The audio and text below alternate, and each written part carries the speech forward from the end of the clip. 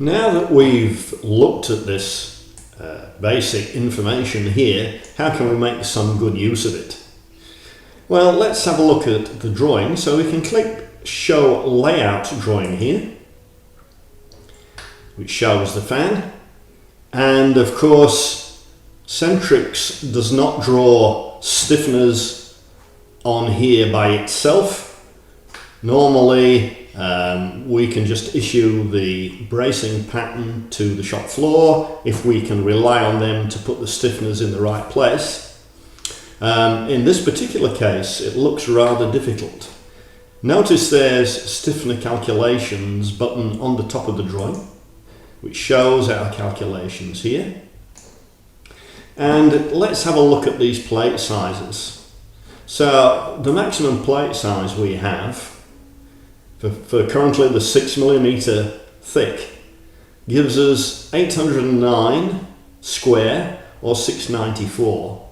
So we've got an area here between the two large uprights, and we need to know if this deflection here is going to be acceptable. 3mm may be too much because of aligning the shaft seal and so on.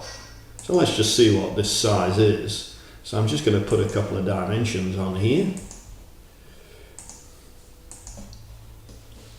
So we've got 813, and between the uprights we have 880. So let's have a look at it again at our stiffeners. So we need 813 by 880 is very close to this, and it's well inside the stress. So we might have something like 3.5 deflection is slightly bigger.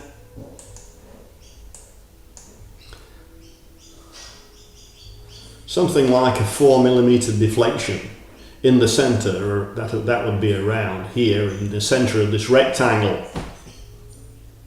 So we might decide that we don't want 4mm of deflection. So let's have a look if we wanted to limit it to say 1.5. So we need something like 583. Well, one of the things we could do is to think about putting a stiffener across here. So if we just look at our bracing pattern again, it's suggesting that we have a stiffener across there and stiffeners across here. Now remember that some of these stiffeners are added to aid with limiting distortion. So we just don't want to throw these stiffeners away without thinking carefully about it. Now if we were to put a stiffener across here, that is across this area, I'll just draw a line, a red line across here. Then we're going to have something across in this area. That is somewhere around here, which might then block access. If we need to access the shaft seal on this side, we're going to be restricted because of this stiffener. So let's not do that. Let's think what else we can do. We've got a gap here. Just measure this gap of 78mm. So maybe we can put a couple of vertical stiffeners in there, less than 78mm, which still gives access from the top. Okay, so I've drawn some stiffeners. These will be 65 by 10, which fit into the gap here. So we'll have a couple of extra stiffeners up there, and they'll be spaced at roughly, say, 420mm, which is well inside this limit of 583.